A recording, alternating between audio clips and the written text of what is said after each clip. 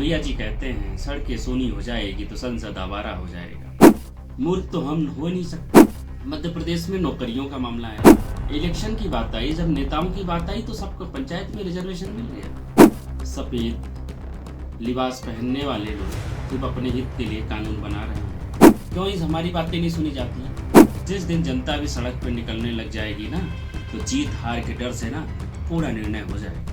EWS किसके लिए? आखिर वो कौन व्यक्ति है जो अपने हिस्से से ज्यादा दूसरे का हिस्सा खाए जा रहे हैं? एसएससी में आंदोलन हो रहे हैं, मध्य प्रदेश में छात्र आंदोलन कर रहे हैं। क्यों हो रहे हैं? आपके बच्चों को रोजगार क्यों नहीं मिल रहा है? क्योंकि कोई दूसरा हक मार रहा है। जब आपके पूरे बच्चों का भविष्य कोई बर्बाद कर रहा है, उसके लिए आप क्या कर रहे हैं? मुखिया तो बने रहते हैं लेकिन कुछ नहीं आता है। नमस्कार दोस्तों, मैं आज एक बहुत ही महत्वपूर्ण विषय पे आपसे बात करना चाह रहा हूँ। हमारे यहाँ मध्य प्रदेश में 27% रिजर्वेशन का जो विषय है बहुत ही तेज़ी से लोगों के जहन में फैल रहा है और कहीं सुप्रीम कोर्ट पे केस के नाम पे, हाई कोर्ट के नाम से पिछले कई सालों से रुका हुआ है। साथियों, हम सबको एक चीज़ सोचना चाहिए कि लोग योग्यता, संख्या, इन सब चीज़ों पे चर्चा करते हैं। जब मंडल कमीशन लागू हो रहा था उससे पहले 53 में काका कालेकर आयोग ने मंडल ओबीसी के संबंध में अपने बातें पिछड़ों के संबंध में रखी। फिर उसके बाद आते मंडल कमीशन ने अपनी रिपोर्ट रखी सामाजिक और शैक्षणिक वर्ग के पिछड़े वर्ग के, और उनके लिए फिर जो रिजर्वेशन बीपी सिंह की सरकार देती है। और इंदिरा साइनी का केस फिर आ जाता है और फिर कह दिया जाता है कि 50% के बैरियर से रिजर्वेशन नहीं बढ़ाया जा सकता। और फिर रिजर्वेशन के विरोध में योग्यता की भी दुहाई दी जाती है। साथियों, एक बहुत सरल शब्दों में समझने की जरूरत है कि अगर एक परिवार में 10 हिस्सेदार हैं, उनमें से एक आईएएस हो गया या कोई अच्छी नौकरी प्राप्त कर लिया, दूसरा नौकरी नहीं प्राप्त किया, मजदूरी करता है, तो क्या उसको उसका हिस्सा नहीं मिलना चाहिए? मिलना चाहिए ना उसका हिस्सा। और हम जब घर का बंटवारा करते हैं तो बराबर हिस्सों में बंटवारा करते हैं। इंदिरा साइनी केस के माध्यम से सरकारें कहने लग गई कि ओबीसी का तो डेटा ही नहीं, पता ही नहीं संख्या कितनी है, तो क्या दे दे हक। तो बोले ठीक है, अभी इतना दे दे रहे हैं, बाद में और जैसे पता चलेगा तो दे देंगे। तब बात आती है जातिगत जनगणना, गिनती कराइए और जिसका जितना वाजिब हक हो उसको दीजिए। और अभी विपक्ष के कुछ नेताओं ने भी ये कहा कि भाई जिसको जितना हक है उसको मिलना चाहिए और 50% का बैरियर भी हटना चाहिए। तो एक तो हम अपना 1 फीट जमीन नहीं छोड़ते हैं अपने हक के लिए, और जितना अगर कोई कहता है कि नहीं ये गलत है तो कोर्ट चले जाते हैं, हाई कोर्ट, सुप्रीम कोर्ट, या जितने लोअर से तहसील से लेकर शुरू करके केस दायर करके अपना हक लेते हैं। लेकिन जब हम सब न्याय युक्त व्यक्ति हैं, हर व्यक्ति कहता है समाज में अन्याय नहीं होना चाहिए और जिसका जितना वाजिब हक है उसको उतना मिलना चाहिए, ये हम सब कहते हैं, तो फिर ओबीसी वर्ग को उसका वाजिब हक क्यों नहीं मिल रहा है? या तो हम मूर्ख हैं या तो धूर्त हैं। मूर्ख तो हम हो नहीं सकते, बाकी समझने की जरूरत है। उसी प्रकार के अभी मध्य प्रदेश में नौकरियों का मामला है। साथियों, ये समझने की जरूरत है कि जब इलेक्शन की बात आई, जब नेताओं की बात आई, तो सबको पंचायत में रिजर्वेशन मिल गया, गिनती भी कर ली गई, सुप्रीम कोर्ट ने डेटा भी मान लिया कि पिछड़े वर्ग की इतनी पॉपुलेशन है, इसको इतना दे दिया जाए।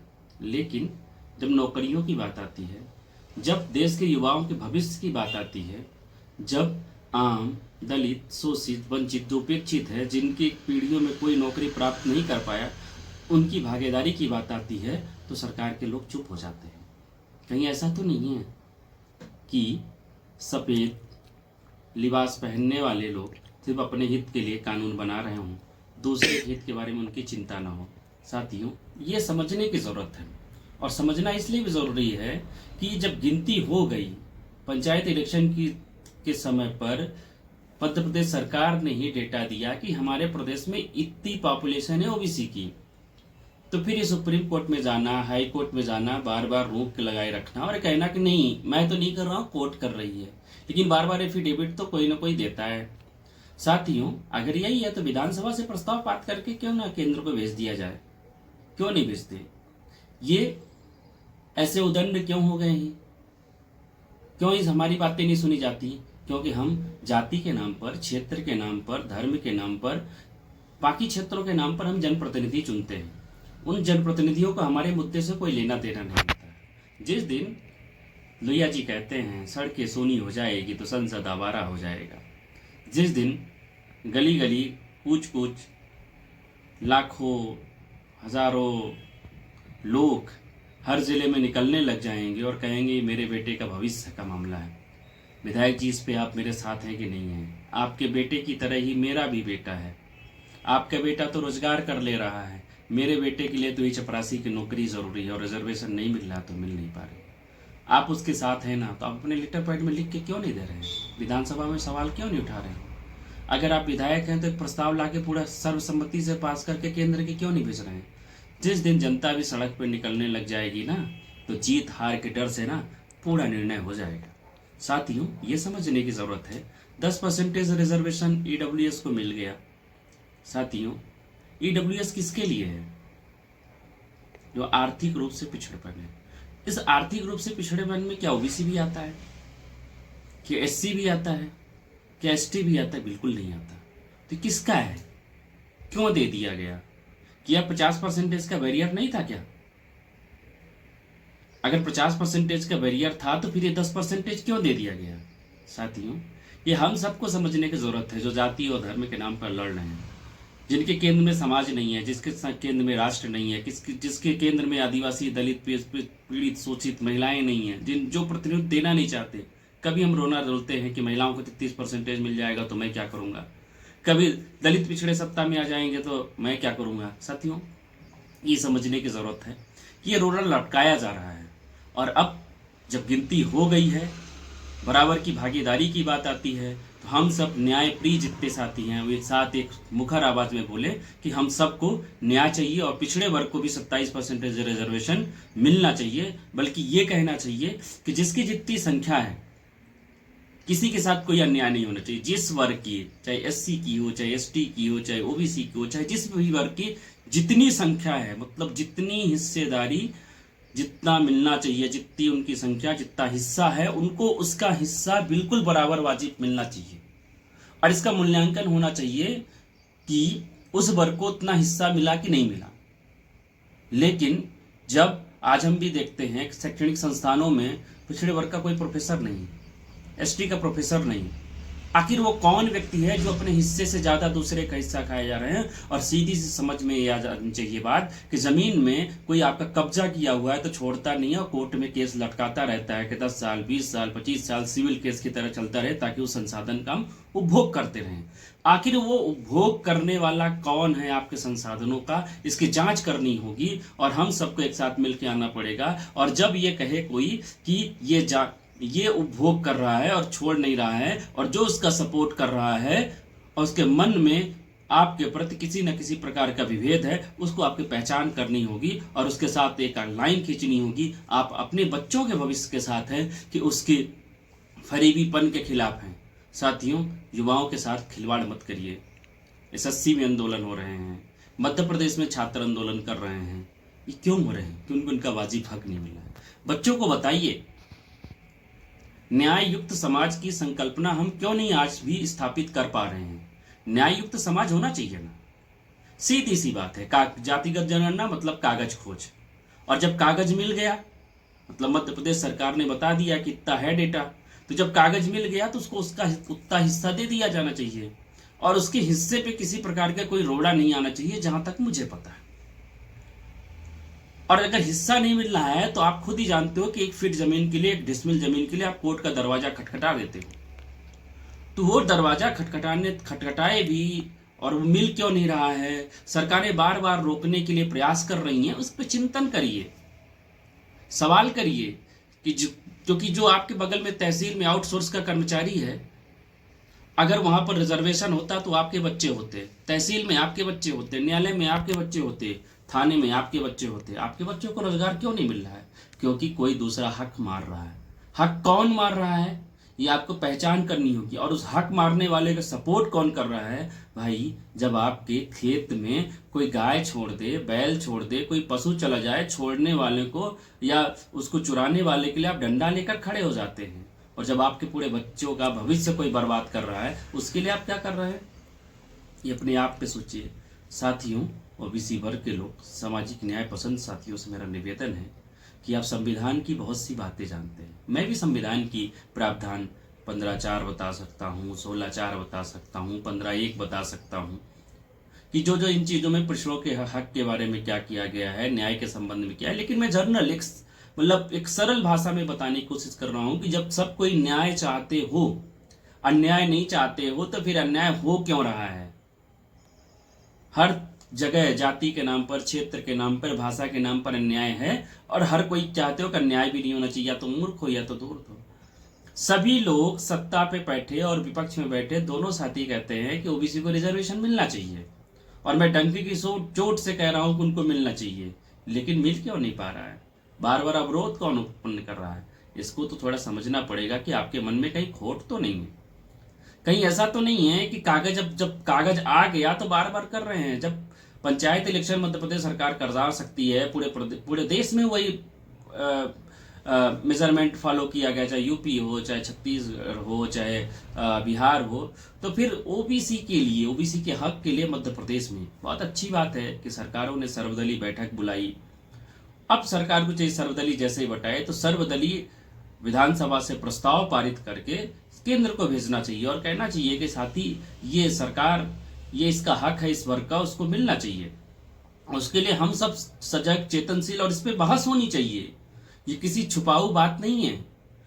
कॉलेजों में, स्कूलों में प्रतिनिधित्व के सवाल को लेकर, सामाजिक न्याय के सवाल को लेकर बात होनी चाहिए। और जब सामाजिक न्याय के सवाल को लेकर बात होगी तब व्यक्ति जो है ना सामाजिक रूप से चेतनशील होगा।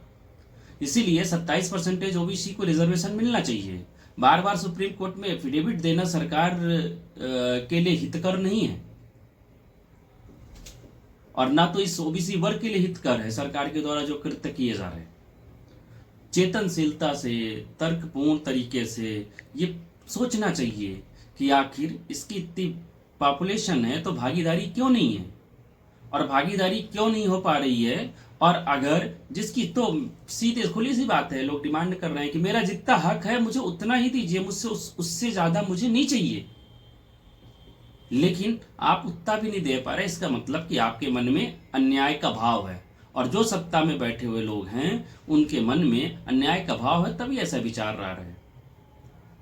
और खासकर जो स्वघोषित जो ब्यूरोक्रेटिक स्ट्रक्चर है, करप्ट ब्यूरोक्रेटिक स्ट्रक्चर, जिनको कुछ नहीं आता, मुखिया तो बने रहते हैं लेकिन कुछ नहीं आता है, लूट भी इन्हीं के राज में, क्योंकि डीएम एसपी यही है, लूट इन्हीं के यहाँ होता है, दारू गांजा व्यवसाय इन्हीं के हो रहा है। भाई आप मुखिया बने हुए हो तो हो क्यों रहा है। और इसी प्रकार के हर जगह व्याप्त जो सामाजिक भ्रष्टाचार है वो इन्हीं की सबकी देन है, जो करप्ट स्वघोषित ब्यूरोक्रेसी है।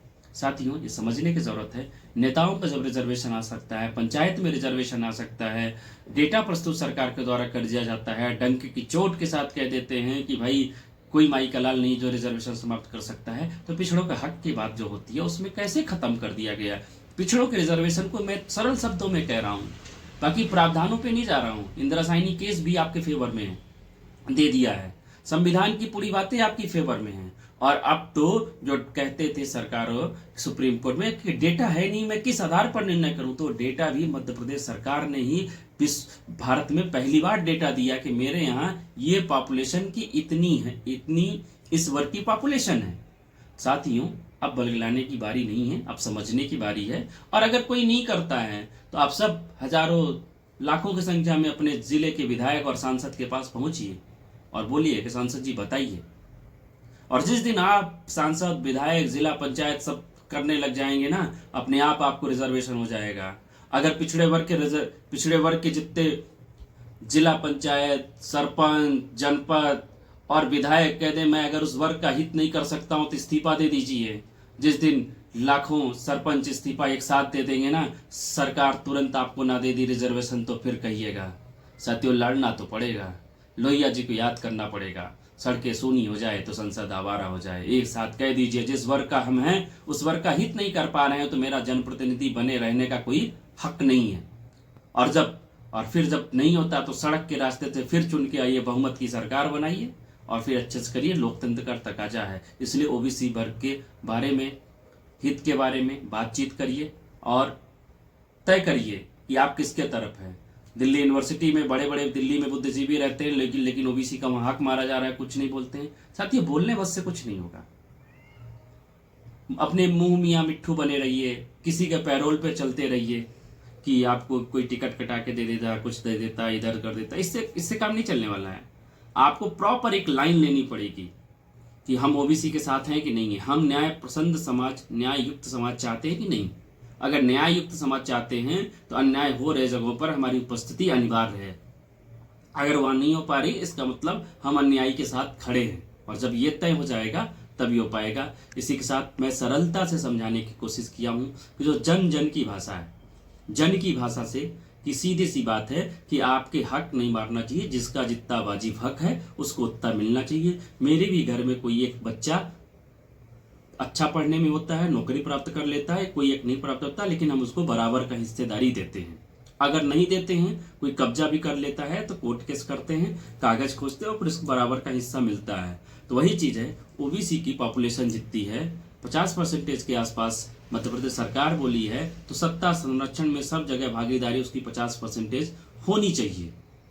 अगर नहीं है तो उसके लिए प्रयास करना चाहिए, और कौन है उसका हक मारा रहा है उसके बारे में भी पहचान करनी चाहिए, और उसके लिए सरकार को प्रयास करना चाहिए और सबको मिलना चाहिए। तभी सामाजिक न्याय का हो सकता है, क्योंकि जब तक भूखा इंसान रहेगा, धरती में भूचाल रहेगा। भूचाल मत लाइए और समाज को न्यायपूर्ण बनाइए। इसी के साथ जय हिंद। युवाओं के भविष्य के साथ खिलवाड़ ना हो। युवा राष्ट्र का भविष्य है, और राष्ट्र के भविष्य के साथ जो देश गड़बड़ करे उसके साथ देशद्रोही का मुकदमा होना चाहिए। इसी के साथ जय हिंद, जय भारत।